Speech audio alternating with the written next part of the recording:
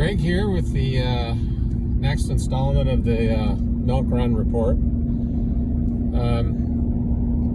Picked up milk. We're heading for Kapuskasing.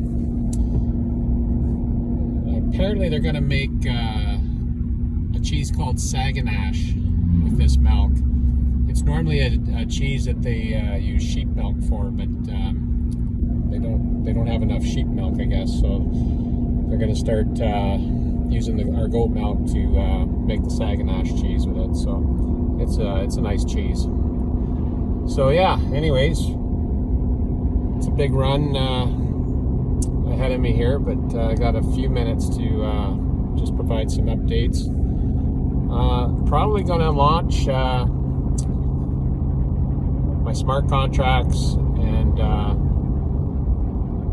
like the Cheesecoin and the NFT projects here in the next 2 weeks. Every time I think I'm done, I find something else that I've got to do. But anyways, we're getting very close. And I just want to touch on how an old farmer like me ended up getting into blockchain.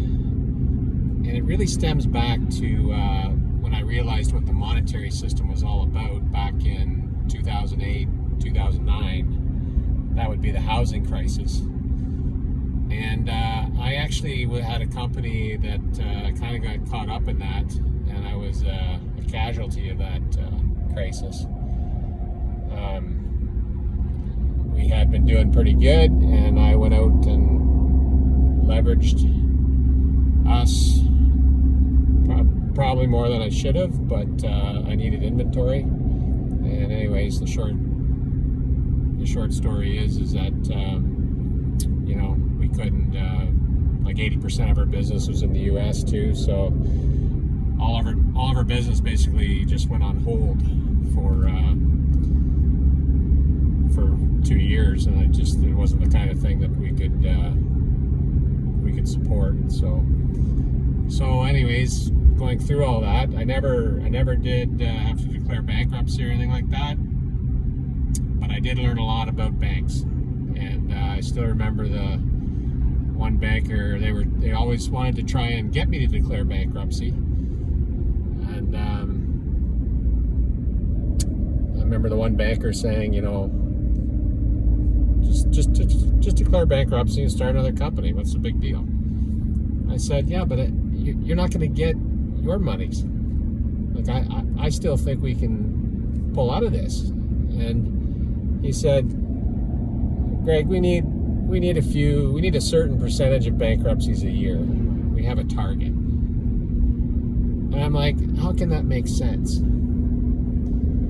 And then I started to investigate more, and then I realized what a debt money system is, and that it's inherently insolvent, but they have to try and keep it into a certain level of insolvency that they can deem as acceptable. And when it gets above that, then they need bankruptcies, and they take real assets in exchange for worthless paper. So once you kind of wrap your head around that, you realize that it's the world. Our monetary system is the world's biggest Ponzi scheme, essentially. So anyways, that's why I think blockchain is such a great advancement for humanity, because it gives us the opportunity to not be debt slaves.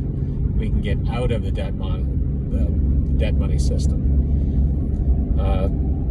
Like in our case here, we have a business, we have real world assets, RWAs, and we're producing something. We're producing a product, and in this case, it's a product that everybody can use. Everybody needs to eat.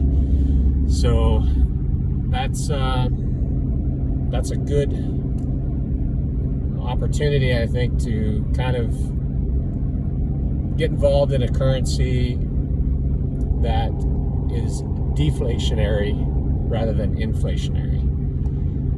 Every morning you wake up, your dollar buys less. That's an inflationary currency. And with the cheese coins. It's designed to be deflationary, which means every morning you wake up, it'll buy you a little bit more. And that's what we want.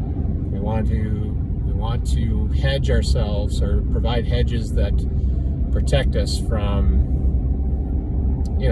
government mismanagement. Government just, they'll spend your money and they'll take it all. And then they'll sleep like a baby at night. They don't care. So that's where blockchain really comes in and gives people the ability to protect themselves from that abuse of the taxpayer dollar. So, anyways, I'm trying to keep these things short, and I don't want to overload people with information, but there's enough there for you to kind of get your head wrapped around what you should be looking for if you're looking to invest in blockchain or cryptocurrencies. For me, I've tied the NFT, like the business side of it, the goats. That's our pilot project. That's our pilot project, NFT project. And we can take on other NFT projects. We can add other producers. We can add other types of businesses, and they can all take advantage of the Cheesecoin's ecosystem. So essentially, the NFTs are like a loan certificate. It's set up as a CSA, community supported agriculture, and the rewards are tied to staking for the most part. And if you stake, basically you're getting a premium on your investment. So, and you're helping